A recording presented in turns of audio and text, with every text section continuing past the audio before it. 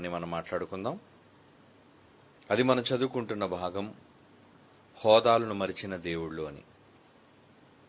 హోదాలను మరిచిన దేవుళ్ళు. హోదా అనగానే ఒక ఉన్నతమైన స్థానం, ఒక అధికారం. ప్రజలు ఎన్నుకున్న తరువాత అధికారంలోనికి వెళ్ళిన ప్రజానాయకులు వాళ్ళకు ఒక హోదా ఇవ్వబడుతుంది. దానికి ఎంతో గౌరవం, దానికి ఎంతో అధికారం, వారి మాటకి ఎంతో విలువ, వారికి ఎంతో పేరు ప్రఖ్యాతులు, వారిని చూడగానే జనములకు గౌరవం, ఇవన్నీ కూడా హోదాను బట్టి ఉంటాయి. సమాజంలో ఒక మనిషి ఎదుటివారిని గౌరవించాలి అంటే అతనికి హోదా ఎంతో ముఖ్యం. హోదాను బట్టే మనం గౌరవిస్తూ ఉంటాం సర్వసాధారణంగా. అతనుకున్న హోదాను బట్టి ఒక గౌరవం. ముఖ్యమంత్రిగా అధికారంలో ఉన్నప్పుడే ఒక వ్యక్తికి విలువ.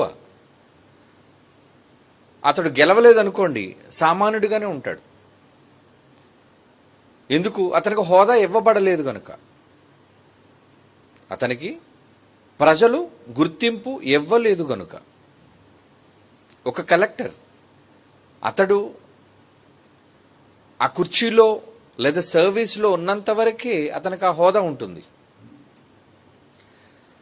అతను రిటైర్ అయిపోయాడు అనుకోండి, ఒక ఐపీఎస్ కానీ ఐఏఎస్ అధికారి ఎవరైనా సరే, వాళ్ళకి హోదా లేదు కాబట్టి వాళ్ళకంత ప్రత్యేకమైన గుర్తింపు, గౌరవం ఉంటే ఉండొచ్చేమో కానీ వాళ్ళ మాటకు అంత గుర్తింపు ఉండదు. అది సర్వసాధారణంగా మనకు తెలిసినది. అంటే హోదా అనగానే పవర్, అధికారం, గుర్తింపు, ఇవి ప్రజల మధ్య మనుష్యులకు దక్కే హోదాలు. మరి దేవుడు వాళ్ళకి హోదా లేదా? ఎందుకు లేదు? భూమి మీద ఉన్న కుటుంబాలకి పరలోకమందు కుటుంబం ఉంది. వాళ్ళెవరు? తండ్రి, కుమారుడు, పరిశుద్ధాత్ముడు. వీళ్ళు ముగ్గురు దైవాలు. సృష్టిని ఆరంభించినప్పుడు వాళ్ళతో కలిసి దేవుడు ఆరంభించాడు. చివరకు మానవ నిర్మాణాన్ని చేసినప్పుడు కూడా మన పోలిక చొప్పున నరులను చేయుదం రండి అని తనతో కూడా ఉన్న ఇద్దరు దేవుళ్లను ఆయన పిలిచాడు. కుమారుడైన క్రీస్తుని పిలిచాడు, పరిశుద్ధాత్మ దేవుని పిలిచాడు. ఎందుకంటే ఆయన అప్పటికి పర్యవేక్షణలో ఉన్నాడు. కుమారుడు నిర్మిస్తుంటే నిర్మించబడిన దానిపైన అల్లాడుతూ పర్యవేక్షించే పనిలో పరిశుద్ధాత్ముడు ఉన్నాడు. అది ఆదికాండం 1వ అధ్యాయంలో మనం చూడగలం. అంటే దేవుడు ఆరంభించిన ఏ పని మీదైనా సరే ఈ ముగ్గురికి అధికారం ఉంది. మరి వారి పరలోకంలో ఎలాంటి వాళ్ళు? వాళ్ళకున్న హోదా ఏంటి? వాళ్ళకున్న గుర్తింపు ఏంటి అంటే వాళ్ళ మాట చాలా విలువైనది. ఏమంటే ఒక ముఖ్యమంత్రి స్థాయిలో ఉన్న ఏ వ్యక్తి అయినా అతని సంతకానికి విలువ ఉంటుంది, అతడు పలికే మాటకు విలువ ఉంటుంది, అతడు ఆలోచించి ఒక కార్యక్రమాన్ని అమలు చేయటంలో అది జరుగుతుంది. కారణం అతడు ఆ హోదాలో ఉన్నాడు గనుక. అంటే ఆ అధికారం, ఆ శక్తి ఆయనకు ఉంది గనుక. ఇక్కడ దేవుడు, తండ్రి అయిన దేవుడు తన పిల్లలైన వారిని కూడా అదే హోదాలో పెట్టాడు, తనతో సమానం. భూమి మీదకి రాకముందు యేసుప్రభు వారి యొక్క పరిస్థితి ఏంటి? తండ్రి కన్నా చిన్నవాడిగా ఉన్నాడా, లేదా తండ్రితో సమానుడుగా ఉన్నాడా? ఫిలిప్పీ పత్రికలో ఏమని రాయబడింది? యేసుక్రీస్తు వారు భూమి మీదకి రాక మునుపు ఆయనకి ఎటువంటి హోదా ఇవ్వబడింది అంటే, ఫిలిప్పీ పత్రిక 2వ అధ్యాయం 6వ వచనం చూడండి. ఫిలిప్పీ పత్రిక 2వ అధ్యాయం 6వ వచనం. క్రీస్తు వారు దేవుని యొక్క స్వరూపాన్ని కలిగిన వారిగా ఉండి దేవునితో సమానముగా ఉండుట. అంటే పరలోకంలో ఎలా ఉన్నాడు ఆయన? భూమి మీదికి రాకముందు క్రీస్తు వారి హోదా ఏంటో తెలుసా? దేవునితో సమానంగా ఉండే హోదా.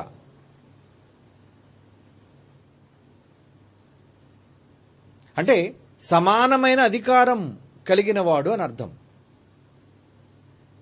అలా ముగ్గురు దేవుళ్ళు, ఆ ముగ్గురు దైవాలకి హోదాలున్నాయి, చాలా అధికారం కలిగిన వాళ్ళు. ఎలాంటి కార్యక్రమాలు వాళ్ళు కలిగిన వారుగా ఉన్నారు అంటే, పౌలు గారు ఒక సందర్భంలో మాట్లాడుతూ ఆయన ఏమన్నారంటే, కొరింథీయులకు రాసిన మొదటి పత్రిక 12వ అధ్యాయం 4, 5, 6 వచనాలు చూడండి. కొరింథీయులకు రాసిన మొదటి పత్రిక 12వ అధ్యాయం 4, 5, 6 వచనాలు. ఇక్కడ ముగ్గురు దేవుళ్ళ యొక్క హోదాను చెప్తున్నాడు చూడండి, వాళ్ళ బాధ్యతలు చెప్తున్నాడు చూడండి. కృపావరములు నానా విధములుగా ఉన్నవి. కృపావరములు, కానీ వాటికి బాధ్యుడు, వాటిని జరిగించేది ఆత్మ ఒక్కడే అని ఉంది చూడండి. ఆత్మ ఒక్కడే చేస్తాడు అది. పరిచర్యలు, మినిస్ట్రీస్ చాలా ఉన్నాయి, పరిచర్యలు నానా విధములుగా ఉన్నవి, కానీ ప్రభు ఒక్కడే జరిగించగలడు. ప్రభు అంటే యేసుక్రీస్తు వారు. ఇక నానా విధములైన కార్యములు, పనులు చేయాలి, జరిగింప చేయాలి. అంటే ఈ నానా విధములైన కార్యములు జరిగించేది ఎవరట? అందరిలోనూ అన్నిటినీ జరిగించు దేవుడు ఒక్కడే. చూసారా, ముగ్గురు దేవుళ్ళు, వారి యొక్క బాధ్యతలు, వారి యొక్క హోదాలు. అంటే వాళ్ళు పనులను పంచుకున్నారు.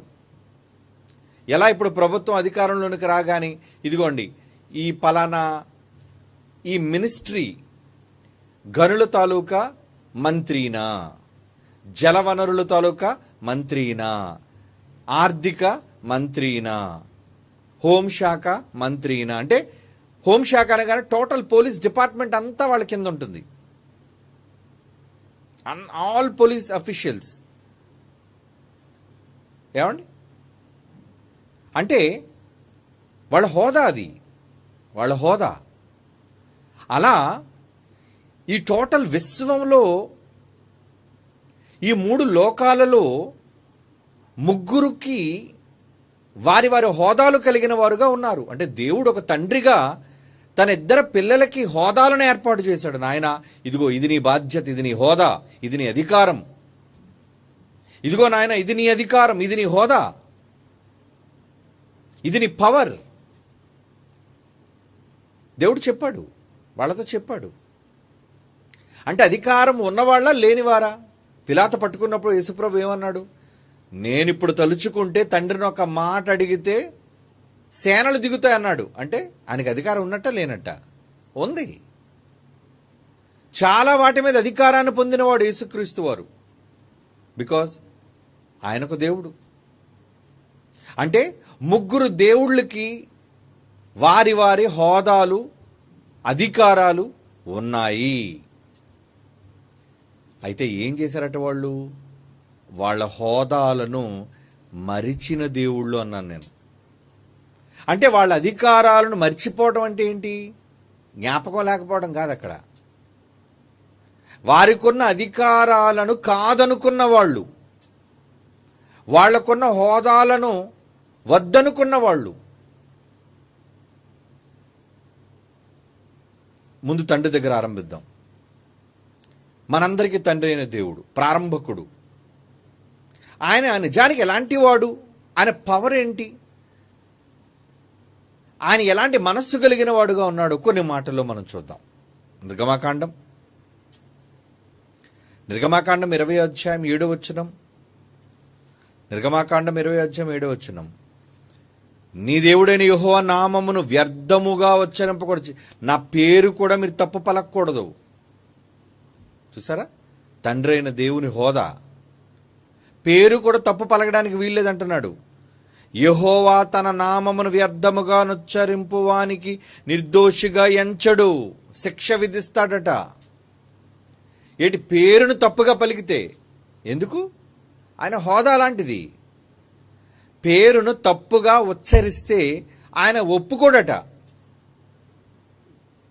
ఇంకా కీర్తన గ్రంథం 76వ కీర్తన 12వ వచనం. కీర్తన గ్రంథం 76వ కీర్తన 12వ వచనంలో ఏమన్నాడు చూడండి. అధికారుల పొగరును ఆయన అణిచివేయువాడు, భూరాజులకు ఆయన భీకరుడు అన్నాడు చూడండి. అంటే భూమి మీద అధికారాలు కలిగిన వాళ్ళు ఎవరైనా ఉంటే, అది రాజ్యాధికారాలు కావచ్చు, లోకాధికారాలు కావచ్చు, ఏవైనా కావచ్చు, అధికారుల పొగరును అణిచివేయువాడు, అది ఆయన పవర్. సుప్రీం అంటారు ఆయన్ని. అంటే మనుష్యులందరి మీద ఆయన అధిపతి. వీళ్ళు కేవలం 5 సంవత్సరాల పాలనతోనే ఎంత రెచ్చిపోతున్నారండి. ఎవరికైనా 5 ఏళ్ళు పాలన వచ్చేసరికి ఆ పార్టీ వాళ్ళు కానీ, ఆ నాయకులు కానీ మాది అధికారం అంటారు. ఆ తర్వాత 5 సంవత్సరాల తర్వాత ఏమవుతుందో తెలీదు. అది కేంద్ర ప్రభుత్వం కావచ్చు, రాష్ట్ర ప్రభుత్వాలు కావచ్చు. అధికారంలోనికి రాగానే వాళ్ళ హోదాను వెలగబెడతారు. వెంటనే వాళ్ళకి సెక్యూరిటీ, వాళ్ళకి వాహన సదుపాయం, వాళ్ళకి జీతభత్యాలు, వాళ్ళకి అధికారం, అన్నీ కూడా వాళ్ళ హోదాతోనే వస్తాయి. అప్పటి వరకు సామాన్యుడిగా ప్రజల మధ్య తిరిగిన వాడు పోలీసుల మధ్య ఉంటాడు. ఎందుకంటే హోదా, అధికారం అవన్నీ అతనికి అలాట్ చేయబడ్డాయి, అప్పగించబడ్డాయి అవన్నీ ఆయనకి. కనుక 5 ఏళ్ళ అధికారంలో ఉన్న వాళ్ళే ఎలా అనుకుంటే, మనం ఎవరి అధికారం కింద ఉన్నాం? 5 సంవత్సరాల పాలన, ఏమండి, 10 సంవత్సరాల పాలన, 50 ఏళ్ళ పాలన, 100 సంవత్సరాల పాలన, ఎప్పటికీ పాలన ఆయనదే. పైన ప్రభుత్వాలు మారటం అంటే ఏం లేవు. 3 లోకాల ప్రభుత్వాలు ఎప్పుడైనా మారిపోతాయా? ఎప్పుడైనా దేవుడిని గద్దె దించేసి ఇంకెవరైనా వెళ్ళిపోతారా? No chance. ఒక్కసారి ప్రయత్నం చేసింది అపవాది, యుద్ధం. కానీ ఆయన కూడా కలుగు చేసుకోలేదు.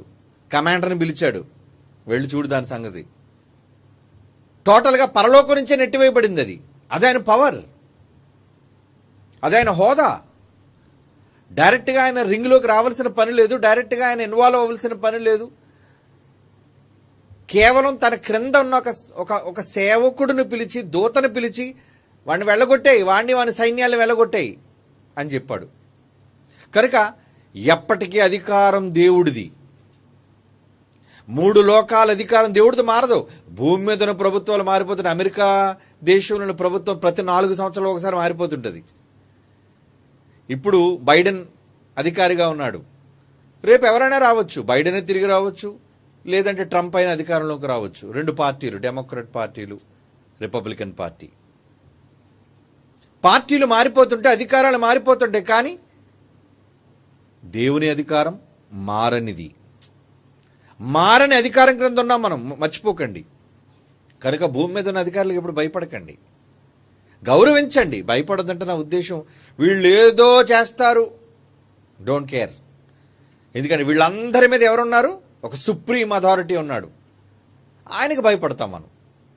షడ్రక్ మెషక్ అబేద్నెగో ఒకరోజు ఆయనకే భయపడ్డారు, దావీదు ఒకరోజు ఆయనకే భయపడ్డాడు, ప్రవక్తలు ఒకరోజు ఆయనకే భయపడ్డారు, అపోస్తలులు ఆయనకే భయపడ్డారు.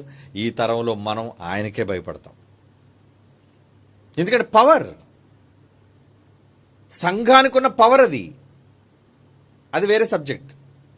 ఇక్కడ మనం మాట్లాడుకుంటుంది ఏంటంటే, అధికారం దేవుడిది అయితే ఆయన ఏం చేస్తారంటే, భూరాజులు ఎవడైనా పొగరబడితే, మన మాట కీర్తన 76:12లో, అధికారుల పొగరును ఆయన అణిచివేయువాడు, భూరాజులకు ఆయన భీకరుడు. అదండి ఆయన పవర్. హెజ్కేలు గ్రంథం 8వ అధ్యాయం 2వ వచనం చూడండి. ఆయన వర్ణన ఎలా ఉందో, ఆయన హోదా వర్ణన ఎలా ఉందో చూడండి. హెజ్కేలు గ్రంథం 8వ అధ్యాయం 2వ వచనం. అంతటా నేను చూడగా అగ్నిని పోలిన ఆకారము నాకు కనబడిన, ఫైర్. దేవుడు రూపం ఎలా ఉందటండి? సుప్రీం బీయింగ్ ఎలా ఉన్నాడట? తండ్రి అయిన దేవుడు హోదా. అగ్నిని పోలిన ఆకారము నాకు కనబడెను, నడుము మొదలుకొని దిగువ వరకు అగ్నిమయమైనట్టుండను. మొత్తం టోటల్గా నడుము మొదలుకొని క్రింద వరకు మొత్తం అంతా మంటలటండి. నడుము మొదలుకొని పై వరకు తేజోమయమైనట్టుగా టోటల్గా లైటింగ్తో ఉందటండి, వెలుగుమయంగా. కరుగుచున్న అపరంజి అయినట్టుగాను, అంటే ఒక బంగారం కరిగిపోయి ఎలా అయితే ప్రవహిస్తుంటుందో అలా కనబడుతున్నాడటండి ఆయన. ఆయన నాకు కనబడును అంటున్నాడు చూడండి. ఫైర్లా కనబడుతున్నాడు ఆయన. అంటే ఆయన ఎంత గొప్పవాడు, ఎంత అధికారి. ఏమంటే తన మాట చేత, తన శక్తి చేత ఈ విశ్వాన్ని తిప్పుతున్నాడు. తన బాహుబలం అంటాడు. ఏమంటే భూమిని తిప్పడం చిన్న విషయమా? నక్షత్రాలను తిప్పడం చిన్న విషయమా? ఈ విశ్వాన్ని పరిభ్రమింప చేయడం చిన్న విషయం అంటే ఆయనకున్న పవర్ ఏంటి ఆలోచించండి. దేవుడు హోదా చిన్నది కాదు. దేవుడు ఎంత గొప్పవాడంటే మనం కేవలం ఆకాశంలోని గాలిలోని బంతి తిప్పలేం. మనం మనిషి ఎవడైనా గాలిలో ఒక ఫుట్బాల్ని తిప్పగలడా? తిప్పలేడు. ఒక ఫుట్బాల్ నేను అంటున్నాను, చిన్న బంతి గాలిలో తిప్పడం చేత కాని అసమర్థుడు మనిషి. వాడు ఎంత సామ్రాజ్యంలోని, ఎంత పెద్ద దేశంలోని గొప్పోడైనా, ఎంత పెద్ద టెక్నాలజీలో గొప్పోడైనా తిప్పలేడు. అలాంటిది దేవుడు ఇంత పెద్ద భూమిని, దీని చుట్టూ ఎన్నో ఉపగ్రహాలను, సౌర కుటుంబాన్ని, ఇలాంటి కుటుంబాలు కలిగిన మండలాలు, కోటాను కోట్ల నక్షత్ర మండలాలు, ఈ పెద్ద విశ్వంలో శక్తి చేత తిప్పుతున్నాడు అంటే తన బలాతిశయం అన్నాడు. అందుకే దేవుడిదేంటి? బలం. ఆయన బలం మీద అతిశయిస్తాడు. మేసం తిప్పుతాడట ఆయన గౌరవం. ఆయన బలాతిశయము. ఆయన బలాతిశయాన్ని కదా మనం ప్రకటిస్తున్నాం. అలాంటి గొప్ప బలాతిశయం కలిగిన వాడు, అంటే బలం మీద అతిశయించేవాడు ఆయన. అంటే బలమే కదండి పవర్. ఈరోజు అధికారికి ఉన్న పవర్ ఏంటంటే అతని బలమే. అలాగే దేవుడట తనకున్న బలాన్ని బట్టి అతిశయిస్తాడట ఆయన. అలాంటి అధికారం కలిగిన దేవుడు, అలాంటి శక్తిమంతుడైన దేవుడు, ఆయన రూపం చూసారు ఎంత భీకరంగా కనబడుతుంది ఇక్కడ. ఇలాంటి దేవుడు ఆయన పరిస్థితి ఎలా తన హోదాని విడిచిపెట్టాడో ఇప్పుడు మీరు గమనించాలి. ఎంత పెద్ద ఆకారం కలిగిన వ్యక్తి, భూమి మీద తన పాదాన్ని మోపే శక్తి కలిగిన వ్యక్తి, తన మాట చేత నక్షత్ర మండలాలను శాసించే వ్యక్తి, ఏమండి తన బాహుబలము చేత సమస్తాన్ని నిర్వహించే శక్తి ఉన్న దేవుడు. చివరికి కోట్ల మంది దేవదూతల సభలో ఎలా ఉంటాడో ఆ మాట చాలాసార్లు మీరు చదువుకున్నారు. అతను మిక్కిలి భయంకరుడు, టెర్రర్. దేవుడు అంటే భయం, దేవదూతలందరికీ భయం. ఎందుకంటే ఆయన పవర్ అలాంటిది. ఏమంటే ఒక ఎస్పీ ముందు ఎవరైనా మాట్లాడగలరా జిల్లాలో? ఒక ఎస్పీ ముందు, ఒక కమిషనర్ ముందు మాట్లాడగలరా? ఒక జిల్లాకి అధిపతి ఆయన. అలాంటి దేవుడు 3 లోకాలకి అధిపతి. ఎవరు మాట్లాడగలరా ఆయన ముందు? వణికిపోతున్నాడు దేవదూతలు, శక్తిలో గొప్పవైన. అది ఆయన బలాతిశయం, అది ఆయన హోదా. మన భాషలో చెప్పుకున్నట్టు హోదా. అలాంటి హోదాను విడిచిపెట్టి దేవుడు ఎక్కడికి వచ్చాడో తెలుసా అండి? తన పిల్లల దగ్గరకు వచ్చేసాడు. వచ్చేసి ఎలా ఉన్నాడట? దినవృత్తాంతముల గ్రంథం చదువుదాం. మొదటి దినవృత్తాంతముల గ్రంథం 17వ అధ్యాయం 1వ వచనం. మొదటి దినవృత్తాంతముల గ్రంథం 17వ అధ్యాయం 1వ వచనం చదువుతున్నాను చూడండి. దావీదు తన ఇంట నుండి ప్రవక్త అయిన నాతానును పిలిపించెను. ఎందుకంటే దావీదుకు బంగారు దేవాలయాన్ని కట్టాలి, నా దేవుడికి ఎంత గొప్పవాడు. నేనెంత పెద్ద కోటలో ఉంటుంటే నన్ను రాజుగా చేసిన ఆ మహాశక్తి ఒక డేరాలో ఉంటున్నాడేంటి? కనుక ఆయనకు పెద్ద బంగారంతో ఒక పెద్ద ఆలయాన్ని కట్టించాలి అని నిర్ణయం తీసుకున్నాడు. అందుకు ప్రవక్త కబురు పెట్టాడు. అప్పుడు ఏం జరిగింది? ఏమంటున్నాడు చూడండి. మొదటి వచనంలో, దావీదు తన ఇంట నుండి ప్రవక్త అయిన నాతాను పిలిపించి ఏమంటున్నాడు చూడండి. నేను దేవదారు మ్రానులతో కట్టబడిన నగరులో నివాసము చేయుచున్నాను. యెహోవా నిబంధన మందసము తెరల చాటునున్నది. ఎక్కడున్నది ఆయన? తెర అంటే ఒక చిన్న గుడారం లాంటిది, ఒక టెంట్ కనబడుతుంది సార్, బొమ్మ అలాంటిదేనండి. ఈయనకేమో ఇటుకలతోనూ రాళ్లతోనూ కట్టిన పెద్ద పెద్ద భవనం, కోట. దేవుడిది ఒక చిన్న గుడ్డ డేరా, వస్త్రంతో బట్టతో చేసిన డేరా. 3వ వచనం, ఆ రాత్రి యందు దేవుని వాక్కు నాతానుకు ప్రత్యక్షం ఎలాగ సెలవిచ్చాను. దేవుడు వెంటనే ఎప్పుడైతే దావీదు స్పందించాడో, దేవుడు దావీదుతో ఏం మాట్లాడుతున్నాడు చూడండి. 4వ వచనం, నీవు పోయి నా సేవకుడని దావీదు ఇట్లనుము, యెహోవా సెలవిచ్చిందేమనగా, ఏమండి, నా నివాసమునకై ఒక ఆలయమును కట్టించుట నీ చేత కాదు. అసలు నా పవర్కి నువ్వేం కట్టిస్తావు? నా ఆకారం ఎంత పెద్దది చెప్పాడు కదా. ఏమని? ఆకాశమున సింహాసనము, భూమి నా పాదపీఠం, మీరు నా కొరకు ఎలాంటి మందిరాన్ని కడతారు అన్నాడు. అదే అంటున్నాడు, నీవు పోయి నా సేవకుడని దావీదును నా నివాసమునకే ఒక ఆలయమును కట్టించుట నీ చేత కాదు. 5వ వచనం, ఇశ్రాయేలీయులను రప్పించిన నాట నుంచి విడిపించాడు కదండి, ఐగుప్తీయుల బానిసర్కపు వ్యవస్థ నుంచి వాళ్ళని స్వతంత్రులుగా చేసి తన ప్రజలను రప్పించిన నాట నుండి నేటి వరకు ఒక ఇంటిలో నివాసము చేయక, ఇల్లు లేదు నాకు, దేవుడికి ఏం లేదట, నో హౌస్. మీరు ఎవరైనా ఇంటిలో లేనోళ్ళు ఉన్నారా? అందరూ ఇళ్లల్లో ఉన్నవాళ్ళం అండి. లేదంటే నాకు ఇల్లు లేదు, చెట్టు కింద ఉంటున్నాను అని ఎవరైనా చేయొద్దండి? నో, అద్దింటిలోనైనా మనం ఉంటాం. కానీ దేవుడికి ఏం లేదట, ఏం లేదంటున్నాడంటే, ఒక ఇంటిలో నివాసము చెయ్యక, నాకొక గుడారములోను, ఒకానొక గుడారములోను, గుడారం అంటున్నాడు చూడండి, టెంట్ లాంటిది, ఒకానొక గుడారములోను, ఒకానొక డేరాలోను, డేరా అంటే అదే అటువంటి పరదా లాంటిది, షామియానని మనం వేసుకుంటుంటామే పండగలకి, ఏమండి, శుభకార్యాలకి, అలాంటి క్లాత్ బట్టతో తయారు చేయబడిన గుడారము, డేరాలో నివాసము చేసి తిని. ఏమవసరం ఆయనకి నివాసం చేయడానికి? ఏమండి, లోకాల నేలే దేవుడు సింహాసనం మీద ఆసీనుడై 3 లోకాలను కలుగజేసి 3 లోకాలను తన హోదాతో ఏలుతున్న దేవుడు ఎక్కడుంటున్నాడండి? ఎక్కడుంటున్నాడు? ఒక డేరాలో. ఎందుకు డేరాలోకి వచ్చేసాడు? ఎవరున్నారని? నా పిల్లలు. ఎందుకంటే అపోస్తలుల కార్యాలు 17వ అధ్యాయం మనం చదువుకున్నాం, 26, 27 వచనాల్లో, ఆయన తన పిల్లలలో ఎవరికి దూరముగా మనకు అన్నాడు. ఆయన మనలో ఎవరికి దూరముగా ఉండువాడు కాడు. కనుక నేను పరలోకంలో ఉండాలి అన్న నా కోరిక కన్నా నా పిల్లలు, నేను కన్నా నా పిల్లలతో ఉండాలి అన్నదే నా కోరిక. సరే, నేను వచ్చినా మీరెవరైనా నాకు ఇల్లు కట్టించారా? మీరెవరైనా నాకు ఏమైనా చేశారా? నాకేం లేదు. ఒక డేరాలో నేను ఉన్నాను, ఒకానొక గుడారములోను, ఒకానొక డేరాలోను నివాసము చేసి తిని. 6వ వచనం, నేను ఇశ్రాయేలు అందరి మధ్య సంచరించిన కాలమంతయు మీరు నా కొరకు దేవదారుమ్రానుతో ఆలయము కట్టించకుంటిరేమని నా జనులను మేపవలసినదని నేను నీకు ఆజ్ఞాపించిన ఇశ్రాయేలీయుల న్యాయాధిపతులతో ఎవరితోనైనా నేను ఒక మాటైనా పలికానా? ఏమంటున్నాడండి? ఎవరితో నేను చెప్పానా? చెప్పండి, నేనేమైనా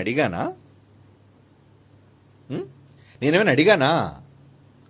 నాకు ఒక గుడారం అక్కర్లేదు, నాకు డేరా వద్దు, నాకు ఒక పెద్ద కోట కట్టించండి, నాకు దేవదారుమయమైన ఆలయం కట్టించండి అని నేను అడిగానా అని దేవుడు అంటున్నాడు. చూడండి, అంటే ఉండడానికి ఉండకూడని చోటులో దేవుడు తన హోదాను మరిచి తన పిల్లలను ప్రేమించి భూమి మీదకి వచ్చేసాడు తన పిల్లలతో బ్రతకడానికి. ఇప్పుడు తన హోదాను మర్చిపోయాడా? ఏమండి, అంత పెద్ద ఆయన, అంత శక్తిమంతుడైన దేవుడు, అంత గొప్ప ఆ లోకంలో ఉన్న ఆ మహావ్యక్తి ఆ లోకంలో సుఖాలను విడిచిపెట్టి తన పిల్లల దగ్గరకు వచ్చి ఉండడం ఏంటి? రాత్రి పగలు వాళ్ళ కాపలా ఉండడం ఏంటి? అదే పగల మేఘస్తంభం, రాత్రి అగ్నిస్తంభం, మందసం రూపంలో ఆ కరుణాపీఠం దగ్గర ఆ గుడారంలో ఉండేవాడు ఆయన. అంటే హోదాను మరిచాడా? ఎంత గొప్పవాడు! మనం ఏమండి, ఇక్కడి నుంచి సెమినార్కి వెళ్తాం కదండి, ముందు రాగానే గదిలో పరుపులు కనబడిపోతుంటాయండి. ఎక్కడి నుంచి వచ్చేస్తాయి? పరుపులు వచ్చేస్తాయి. ఎందుకు వస్తున్నాయి పరుపులు? కిందన గచ్చు మీద ఎలాగండి పడుకుంటాం. మొత్తానికి ఎక్కడ పరుపులు దొరుకుతాయి అనేది వెతికి దానికి అవసరమైన వ్యక్తిని పట్టుకొని వెంటనే చీమలన్నీ ఆకులు తీసుకెళ్ళిపోతున్నట్టుగా, కణికలు ఎత్తుకెళ్ళిపోతున్నట్లుగా అందరూ పరుపులు తీసుకొచ్చి చక్కగా గదుల్లో వేసుకుంటున్నారు. లేదా అవునో కాదో మీకు తెలుసు.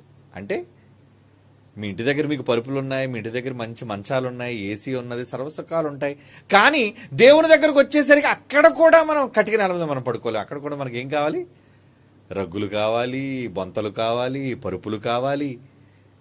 మనకేం పెద్ద హోదా ఉందో చెప్పండి? మీరేమైనా పెద్ద ఐపీఎస్ ఆఫీసర్లా, ఐఏఎస్ ఆఫీసర్లా? లేదే.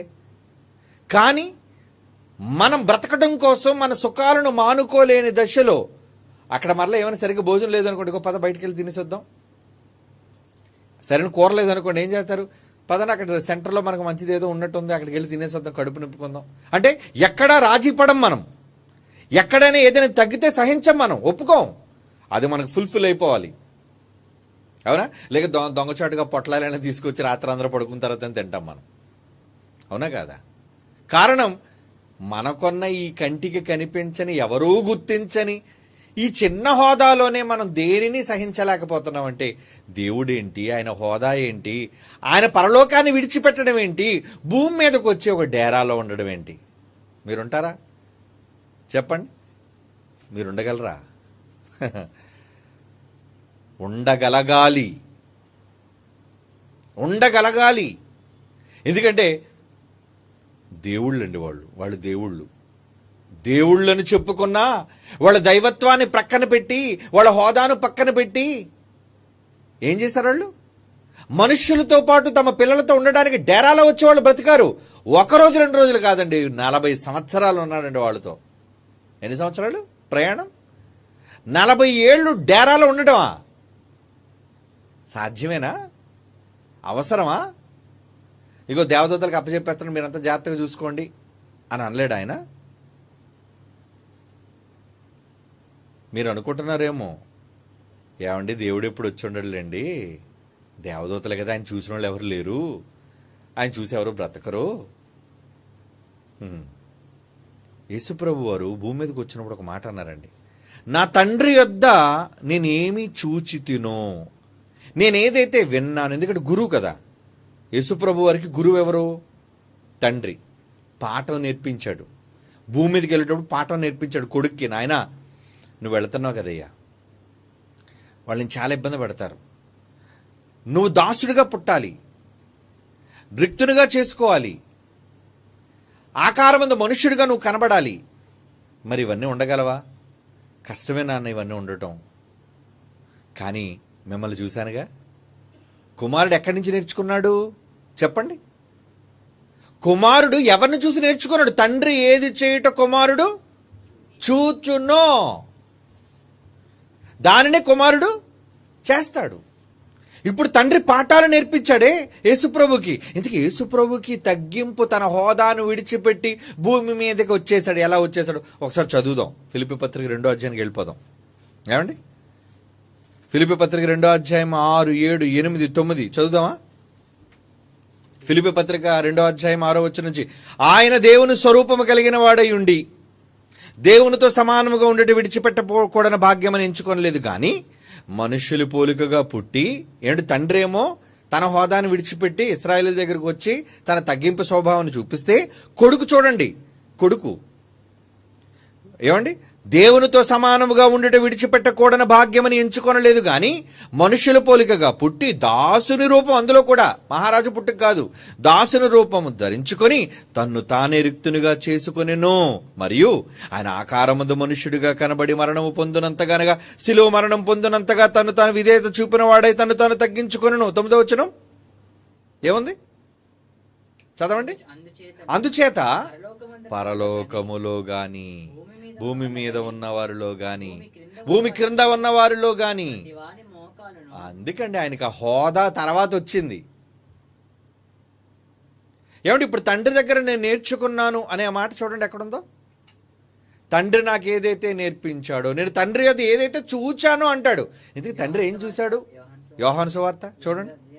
యోహాను సువార్త 8వ అధ్యాయం 38వ వచనం చూడండి. యోహాను సువార్త 8వ అధ్యాయం 38. నేను నా తండ్రి యొద్ద చూచిన సంగతులు. చూశాడట. ఏం చూశాడు? నాన్న, ఇశ్రాయేలు ప్రజలను విడిపించేటప్పుడు అప్పుడు యేసుప్రభు ఎక్కడున్నాడు చెప్పండి? తండ్రి దగ్గరే కదా ఉన్నాడు ఆయన. తండ్రి దగ్గర ఉన్నాడు ఆయన, పరలోకంలో ఉన్నాడు ఆయన. ఇశ్రాయేలీలు ఎప్పుడైతే ఐగుప్తు నుంచి బయలుదేరారో కొడుకుతో చెప్పండి, ఆయన నువ్వు చూసుకో జాగ్రత్తగా, మరి నేను పిల్లల దగ్గరికి వెళ్తాను రా, తమ్ముళ్ళ దగ్గరికి వెళ్ళిపోతాను నేను. నాన్న మీరు వెళ్ళిపోతున్నారా? అవును నాయన వెళ్ళాలిరా, తప్పదు. ఎందుకంటే ఒకరు కాదు, ఇద్దరు కాదు, లక్షల మంది నాయన వాళ్ళంతా కూడా. వాళ్ళ మధ్య నేను లేకపోతే ఇంకేమైనా ఉందా? వీళ్ళు వెళుతున్న ప్రయాణం అంతా 40 ఏళ్ళు నాయన, 40 years, 40 ఏళ్ళు నేను వాళ్ళతో ఉండాలి నాయన. జాగ్రత్తగా చూసుకోకూడక బాధ్యతలన్నీ నువ్వే మరి జాగ్రత్తగా చూసుకోవాలి, నిర్వహించాలి. ఏ ఇబ్బంది రాకూడదు. కాదు నాన్నగారు మీరుంటే మంచిది కదా. అబ్బా నేను ఉంటా మంచిది కాదురా, నువ్వు కూడా నాతో సమానమే కదా, నువ్వు చూసుకో. నేను తమ్ముడి దగ్గరికి వెళ్తాను. వెళ్ళిపోయాడు. వెళ్ళిపోయినప్పుడు యేసుప్రభు పరలోకం నుంచి చూశాడనమాట. నాన్న ఎక్కడున్నాడు? నాన్న వెళ్ళిపోయి ఎక్కడున్నాడు? నాన్న టెంట్లో పడుకున్నాడు ఏంటి? ఒక్కసారి మీ తండ్రిని ఊహించండి. నాన్నగారు టెంట్లో పడుకున్నారేంటండి? నాన్నగారు రాత్రి పగలు వాళ్ళతోనే ఉన్నారేంటండి? మధ్యలో నాన్న రావట్లేదేంటండి? నాన్న మీ హోదా ఏంటి ఇక్కడ? మీ మాట వింటేనే దేవదూతలు కోట్ల మంది వణికిపోతున్నాయే. మీరేంటి నాన్న వాళ్ళు తిట్టుకుంటుంటే వాళ్ళ మధ్యలో ఉన్నారు? ఎందుకు వచ్చిన తర్వాత వీళ్ళు మంచోళ్ళ? ఎవరిని తిట్టుకున్నారు? దేవుణ్ణి దూషించి దేవుణ్ణి తిట్టుకొని మమ్మల్ని అరణ్యంలో చంపడానికి అని ఇక్కడ తెచ్చావు, మమ్మల్ని తీసుకొచ్చిన ఆ దేవుడు ఏమైపోయాడు, అర్జెంటుగా మాకు దూడం చేయి అని దేవుణ్ణే మార్చేశారే వాళ్ళు ఇశ్రాయేలీలు. మరి అప్పుడు వాళ్ళ మధ్యనే ఉన్నాడు. కోపం వచ్చింది ఆయనకి. ఎందుకు రాలేదు? వాళ్ళ మధ్య ఇన్ని త్యాగాలు చేసి పరలోకాన్ని విడిచిపెట్టి ఏమండి ప్రజలతో పాటు ఉన్న ఒక దైవం. ఈ యాంగిల్ ఎవరు మీకు చెప్పుండరు. దేవుడు ఇంతగా తగ్గించుకొని వచ్చాడని సంగతి చెప్పుండ్రు ఎవరును. బైబిల్ అంటే ఏమనుకున్నారు? నేర్చుకోవాలి మరి. అది పరిశీలిస్తేనే తెలుస్తుంది. అది మనకి ఎంతసేపు యేసుప్రభు తగ్గించుకున్నాడు, యేసుప్రభు తగ్గించుకున్నాడు, యేసుప్రభు తగ్గించుకున్నాడు ఇదే తెలుసు. కానీ యేసుప్రభు తగ్గింపుని ఎక్కడ నేర్చుకున్నాడు? తండ్రి దగ్గర నేర్చుకున్నాడు. నేను చూసినది చదవండి మరలా మాట. యోహాను సువార్త 8వ అధ్యాయం 38. యేసుప్రభు మాట అబద్ధం కాదు. నేను నా తండ్రి యొద్ద చూచిన సంగతులు నేను బోధిస్తున్నాను. నేను ఈరోజు కింద కూర్చొని ఒకటి పాదాలు నేను కడుగుతున్నాను అంటే మా నాన్న ఎన్ని తిట్లు కాసినా, ఎంతమంది ఎన్ని రకాలుగా నా తండ్రిని దూషిస్తున్నా వాళ్ళ మధ్య పడుకున్నాడు. వెళ్ళి వాళ్ళతోనే డేరాతో ఉన్నాడు. అరణ్యంలో 40 ఏళ్ళు వాళ్ళతోనే ఉన్నాడు. ఎంత మంచి నాన్న! ఎంత గొప్ప తండ్రిని నేను చూడలేదండి. Very good father. చాలా ప్రేమ కలిగిన తండ్రి. అందుకే భూమి మీద ఎవరికి తండ్రి అనే పేరు పెట్టద్దు అన్నాడు. అసలు యేసుప్రభు చెప్పిన మాట ఇది. ఏమంటే యేసుప్రభు గొప్పడా తండ్రి గొప్పడా? మనకి ఎంతసేపు యేసుప్రభు గొప్పడు కదండి. ఎందుకంటే ఆయన వచ్చి ప్రాణం పెట్టడం ఇదే మనకు గుర్తుంది. అవునా? ఆయన వచ్చి ప్రాణం పెట్టింది మహా అయితే 6 గంటల్లో ప్రాణం పెట్టాడు, లేదా బతికిన జీవిత కాలంలో 33 సంవత్సరాలు ఆయన కోసం బతికాడు. కానీ దేవుడు ఇశ్రాయేలీయులతో ఎన్ని సంవత్సరాల కింద ఉన్నాడు ఆయన? 40 years, 40 ఏళ్ళు అరణ్యంలో డే అండ్ నైట్, రాత్రి పగలు వాళ్లతోనే ఉన్నాడు. ఇశ్రాయేలు సైన్యముకు ముందు నడిచిన ధ్వజం ఎవరు? తండ్రి అయిన దేవుడు. అది చూశారండి యేసుప్రభు. నా తండ్రి నాకు పాఠాలు నేర్పించాడు. ఎలా అంటే, ఒరే నాన్న, మనకి ఎంత హోదా ఉన్నా మన కుటుంబం మనకు ముఖ్యంరా. మన కుటుంబం, ఫ్యామిలీ. చాలామంది కుటుంబాలంటే పట్టింపు ఉండదండి. భార్య అంటే పట్టింపు ఉండదు, పిల్లలంటే పట్టించుకోరు, రక్త సంబంధులు అంటే పట్టించుకోరు. మరలా వాళ్ళ నుంచి అవసరమైతే సహాయాలు పొందుతారు. సహాయం తీరిపోయిన తర్వాత పట్టించుకోరండి. కొంతమంది అయితే అసలు కుటుంబానికి వాల్యూ ఇవ్వరండి. ఒక వెంట్రుకు తీసి పడేసినట్టు తీసేస్తారా, వాళ్ళు ఎందుకులేండి, వాళ్ళు ఎందుకు కలిసి వచ్చారు. కుటుంబాన్ని ఎప్పుడు కూడా తక్కువ అంచనా వేయకండి. కుటుంబాన్ని ఎప్పుడు నిర్లక్ష్యం చేయకండి. సంఘం కూడా కుటుంబమే, ఫ్యామిలీ. మీ కష్టంలోనూ, మీ ఇబ్బందుల్లోనూ, మీ అవసరతలోనూ మిమ్మల్ని ఆదుకోవడానికి పరిగెత్తుకొని వచ్చేది మీ కుటుంబం. మరి దేవుడు కుటుంబం కదా. మనం అంతా ఎవరి కుటుంబం? దేవుడు కుటుంబం. మరి మనం ఇబ్బందుల్లో ఉంటే దేవుడు మన దగ్గరికి రాడా? ఏమంటే బైబిల్ ఇన్ని మాటలు చదువుకుంటున్నామే, ఆయన మనలో ఎవరికి దూరముగా ఉండువాడు కాడు. మన దగ్గరికి వస్తాడు, మనతో ఉంటాడు. దేవుడు ఆకాశ మహాకాశాలు పట్టలేని దేవుడు ఒక చిన్న 6 అడుగుల ఆకారంలో ఒక ఆత్మగా పట్టగలుగుతున్నప్పుడు దేవుడు మన దగ్గరకు వచ్చి నివసించలేడా? ఆలోచించండి. దేవుడు వచ్చి మనతో ఉండలేడా? బ్రతకలేడా? బ్రతకగలడు. నీ కనిపించకపోవచ్చు. ఆయన మనస్సు నీ చుట్టూనే ఉంది, ఆయన ఆలోచనలు నీ చుట్టూనే ఉన్నాయి. ఆయన నీ చుట్టూనే తిరుగుతున్నాడు. రాత్రిపూట నీ మంచం దగ్గరికి వస్తున్నాడు, నిన్ను చూస్తున్నాడు. నువ్వు ఆయన పని చేస్తుంటే నీతో వచ్చి మాట్లాడాలి అనుకుంటున్నాడు. లేదంటే సమూయేలు దగ్గరికి ఎందుకు వచ్చి మాట్లాడాలి? అంటే దేవుడు ఎప్పుడు తన పిల్లల మీద ఆయన కాన్సన్ట్రేషన్, ఆయన ఆలోచన. ఇవన్నీ యేసు భూమి మీదకి రాకముందు తండ్రి దగ్గర నేర్చుకున్న పాఠాలు.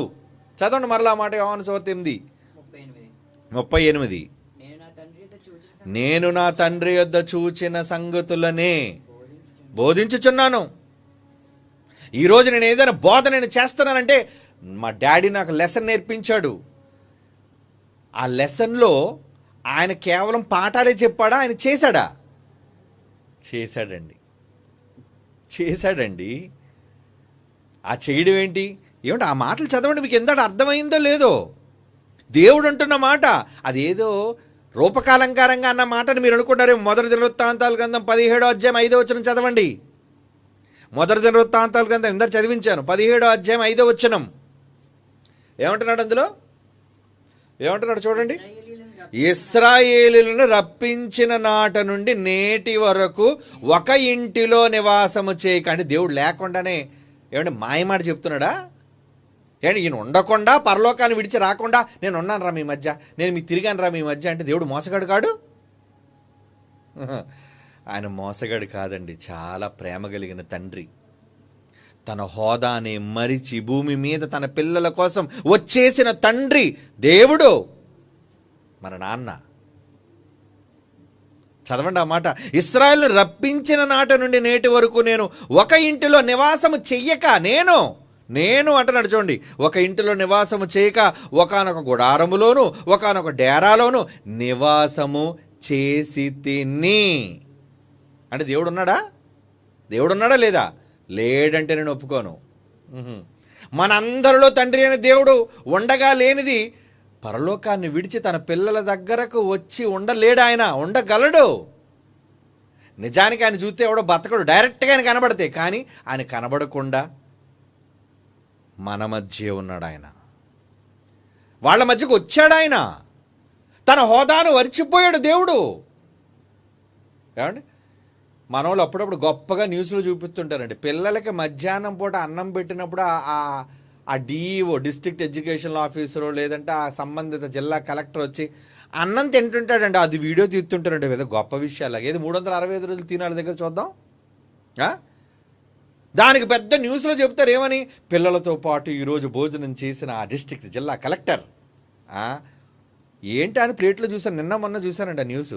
ఏం లేదని తెల్లనో సాంబారు. పిల్లలకి ఏం పెడుతున్నారు? విదేశాల్లో చూడండి, సిగ్గు తెచ్చుకోండి. విదేశాల్లో చూసి, విదేశాల్లో వాళ్ళ పిల్లలకి మంచి నెంబర్ 1 ఫుడ్, వాళ్ళ స్కూల్స్లో వాళ్ళకి పెట్టే నెంబర్ 1 ఆహారం అండి, హైజీనిక్ ఫుడ్ అండి. వాళ్ళు ట్యాక్సులు పే చేస్తున్నారు, మనం ట్యాక్సులు పే చేస్తున్నాం. ఇంకా మన జనాభా ఎక్కువ వాళ్ళకన్నా. మరి వాళ్ళ పిల్లలకి అన్ని సౌకర్యాలు, వాళ్ళ పిల్లలకి అన్ని వసతులు అక్కడ ఉన్నాయి. మన దేశం ఇన్ని కోట్ల మంది, ప్రపంచంలోనే అత్యధిక జనాభా కలిగిన వ్యవస్థ ఉండి ఇన్ని కోట్ల రూపాయలు మనం పన్నుల రూపంలో చెల్లిస్తుంటే ఆహారం సరైనది పెట్టలేకపోతున్నాం. సిగ్గు కాదు ఈరోజు ప్రభుత్వాలకి? సిగ్గు ఉండాలి. విదేశాలను చూసైనా నేర్చుకోవాలి. మన దేవుడు కూడా పోషించాడు తన పిల్లల్ని. ఎలా పోషించాడు? వాళ్ళకి వేసుకున్న బట్టలు మాయలేదటండి. ఏమండి, అంటే ఎవడు 2 సబ్బు వాడలేదు. చెరువు దగ్గరికి వెళ్ళి ఏ రోజు మూటకట్టి ఆడవాళ్ళు చూడండి సెమినార్కి వచ్చారంటే వచ్చిన అదే గంటలో నన్ను మొత్తం కనబడితే తాడుల నిండా షర్టలు, బనీన్లు, చీరలు అన్నీ వెంటనే ఉతికేయాలి మాసిపోయి. కానీ ఇన్ని లక్షల మంది దేవుడు తన పిల్లల్ని బట్టలు తుక్కునివ్వలేదటండి. ఏంటా మ్యాజిక్?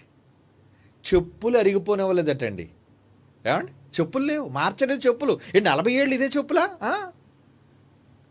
మోకాళ్ళు వాపులు రాలేదటండి. మోకాళ్ళు మామూలుగా నడిస్తే చాలామందికి మోకాళ్ళు నొప్పులు కదండి. బాబాయ్ కాళ్ళు పట్టరా బాబు, నడిచి నాకు నొప్పి వచ్చేస్తుంది అంటే, నీ ఆరోగ్యాన్ని చూసి నీకు చెప్పులనిచ్చి నీకు భోజనం పెట్టి నీ బట్టలు మాయకుండా చేసి చెమట కంపు రాలేదట ఎవరి దగ్గర. మాయలేదంటే ఏంటి అక్కడ ఉద్దేశం? చెమట వాసన రాలేదు. ఎప్పుడు చూడండి, మనం స్నానం చేసి 1 గంట తర్వాత చెమట కంపు వస్తుంది మన దగ్గర. ఎంత చక్కగా చూసుకున్న ఒక అడ్మినిస్ట్రేటివ్ ఫాదర్, ఒక తండ్రి తన హోదాను మరిచి పిల్లల దగ్గరికి వచ్చాడు కనుక ఇవన్నీ జరిగాయి. ఎందుకంటే నివాసము చేసి తిని అంటున్నాడు 5వ వచనంలోని ఉన్నాడు. అది యేసుప్రభు చూసి, నాన్న నువ్వు ఇన్ని సంవత్సరాలు నీ పిల్లల కోసం వెళ్ళి ఉండగాలేంది, నీ దగ్గర ఇంత గొప్ప పాఠం నేర్చుకున్నాను, నేను చేస్తాను నాన్న, వెళ్ళిపోతాను నేను అందుకంటున్నాడు. ఫిలిప్పీ పత్రిక ఇప్పుడు చదవండి. ఏంటది? ఫిలిప్పీ పత్రిక 2:6-8. ఆయన దేవుని స్వరూపం కలిగిన వాడై ఉండి దేవునితో సమానముగా ఉండేట విడిచిపెట్టకూడని భాగ్యం ఎంచుకోలేదు, కానీ మనుషులు పోలికగా పుట్టి దాసుని రూపము ధరించుకొని తను తాను రిక్తునిగా చేసుకుని మరియు ఆకారమందు మనుష్యుడిగా కనబడి మరణము పొందునంతగా త్యాగం చేసేశాడు. మా నాన్నే ఎంత త్యాగం చేయగలేంది, మా నాన్న ఇన్ని మాటలు ఓర్చుకోగలేంది, నేనెందుకు ఓర్చుకుంటాను. ఏమంటే తండ్రి ఈరోజు లోకంలో ఎంతోమంది తిట్టుకోవట్లేదు దేవుడిని. నాస్తికులు ఎంతమంది తిడుతున్నారు, మీ యెహోవా గొప్పోళ్లే. ఏమండి ఎంతమంది ఈరోజు సోషల్ మీడియాలో దేవుడిని బూతులు మాట్లాడుతున్నారు చెప్పండి. కానీ ఇవన్నీ భరిస్తున్నాడా లేదా? దేవుడి స్థానంలో మీరు నేనుంటూ ముందని చంపేస్తాం, అవునా కాదా? ఒరే నన్ను అనేటంతటి వాడు, ఎందుకంటే ఆయన చంపేస్తే ఎవడండి ఆయన అడిగేవాడు? కానీ ఎంత ఓర్పు దీర్ఘశాంతం అనడంతే అయింది.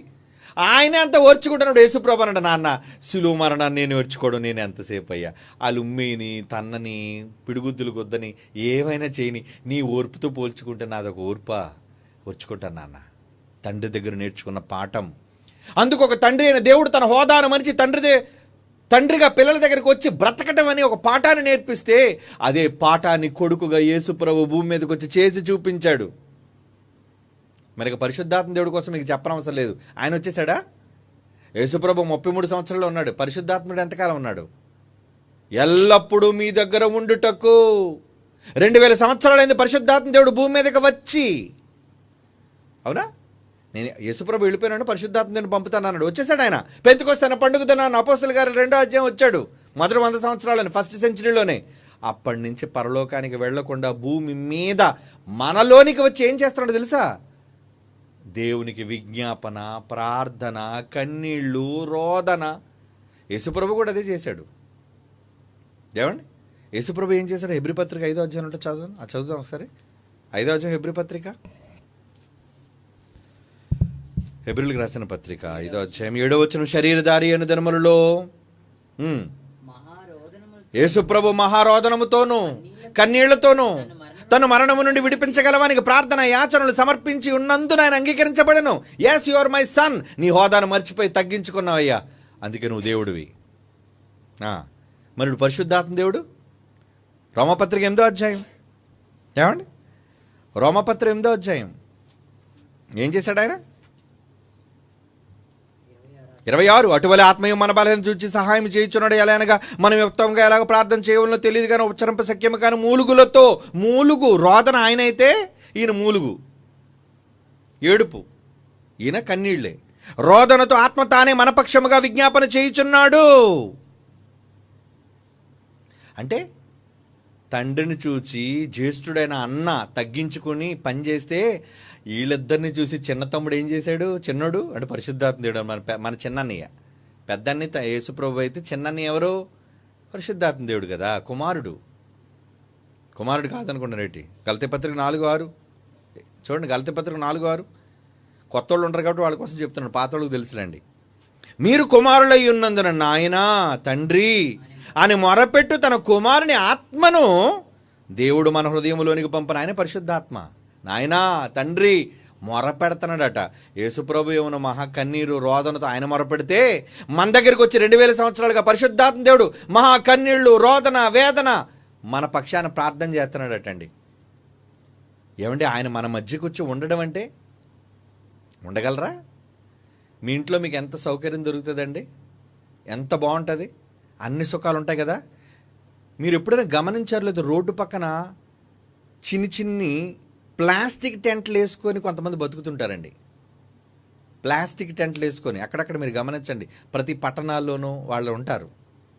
వాళ్ళకు ఒక బాత్రూమ్ ఉండదు, వాళ్ళకు ఒక కరెంట్ ఉండదు, వాళ్ళకు నీళ్లు ఉండవు, వర్షం వస్తే సరైన సదుపాయం ఉండదు, తడిచిపోతారు మొత్తం అంతా కూడా. ఏమంటే మనలాంటి పక్కా ఇల్లు ఏంటి వాళ్ళవి? ఏది అక్కడ మిమ్మల్ని ఒక వారం రోజులు ఉండండి, ఎవరైనా ఉంటారా? మీలో ఎవరికైనా పరీక్ష పెట్టిన ఆయన ఆ టెంట్లోని మీరు ఇల్లు 1 వీక్ అక్కడే మీరు ఉండాలి, అక్కడే భోజనం చేయాలి, అక్కడే పడుకోవాలి. 1 and 2 కార్యక్రమాలు కూడా మీరు అక్కడే చేయాలి. బాబోయ్ మేము మాత్రం అక్కడికి వెళ్ళాం. అవసరమైతే మోకాళ్ళ మీద ప్రార్థన చేయమంటే మా ఇంట్లోని గట్టిగా తిని 3 పూట్ల ప్రార్థన చేస్తాం. కానీ అలాంటి బాధ్యతలు మాత్రం మాకు అప్పచెప్పకుండా అంటారు కదా. ఉండలేం మనం. మళ్ళా మనది ఏం పెద్ద హోదా? మనమే సీఎంలమా పిఎంలమా చెప్పండి? మనం సగటు మనుష్యులమే.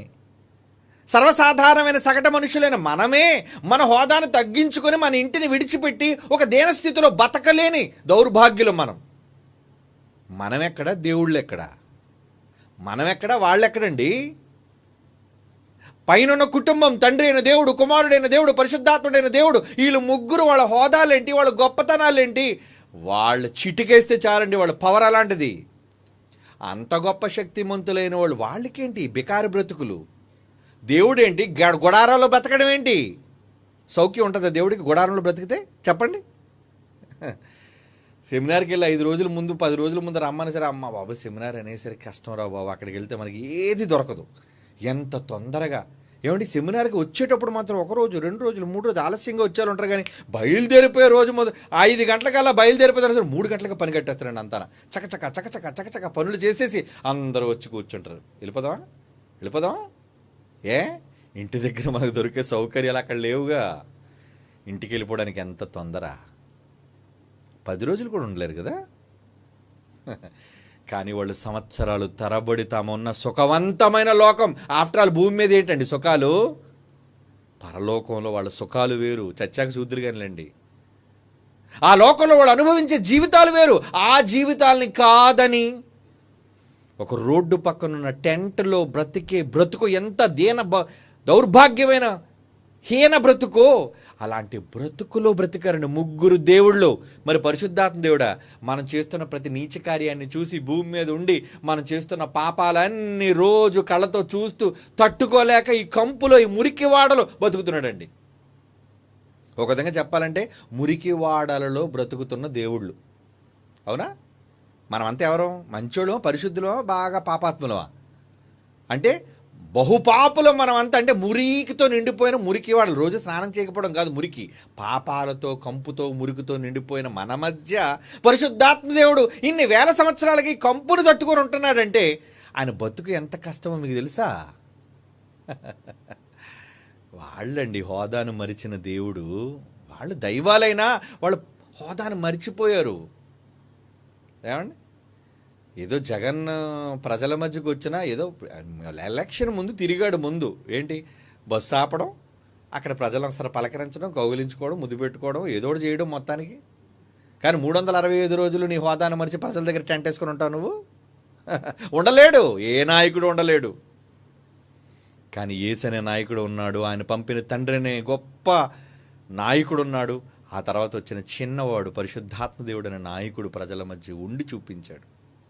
మరి వీళ్ళు ముగ్గురిని చూసి మీరేం నేర్చుకోవాలి? వాళ్ళ ముగ్గురు హోదాలు విడిచిన దైవాలే.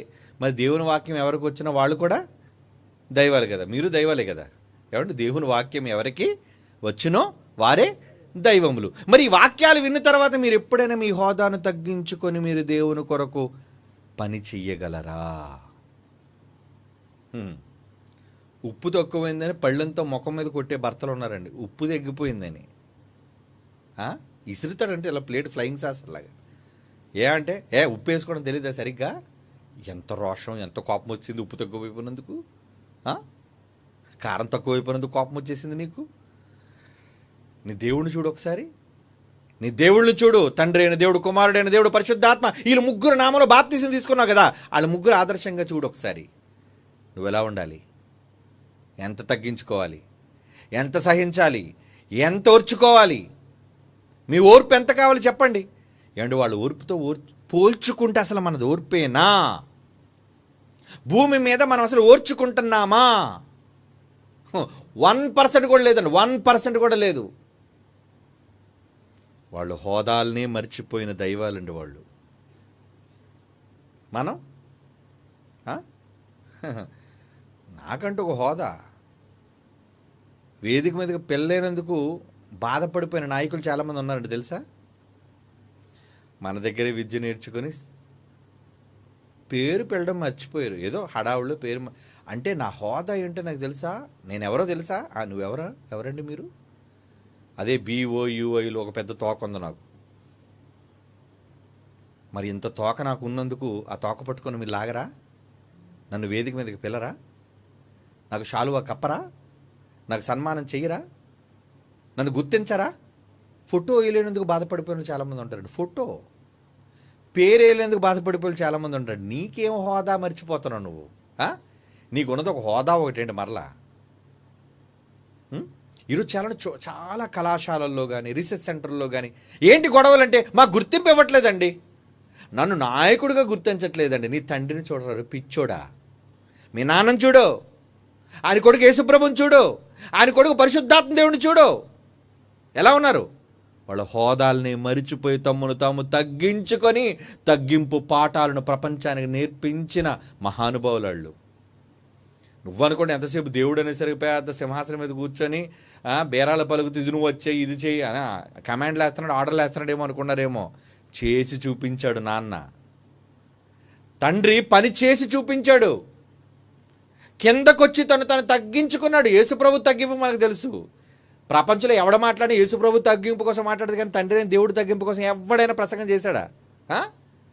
డీడీలు బీడీలు అనుకొని మళ్ళీ పెద్ద బైబిల్ మేము బాగా చదివేసాం. ఏమి నేర్చుకుంటున్నారు? బైబిల్ దేవుడు వాక్య భావాలు అర్థం కాని వాళ్ళు. పరలోకమందున్న తండ్రి విడిచిపెట్టకూడని భాగ్యమని యేసుప్రభువే విడిచిపెట్టాడు, వచ్చాడని అనుకుంటున్నాం. కానీ ఆయన కన్న తండ్రి కూడా వచ్చేసాడయ్యా. ఎన్నో సంవత్సరాలు తన పిల్లల మధ్య తిరుగుతూ గుడారాల్లో ఉంటున్నాడయ్యా. అది కాదా తగ్గింపు?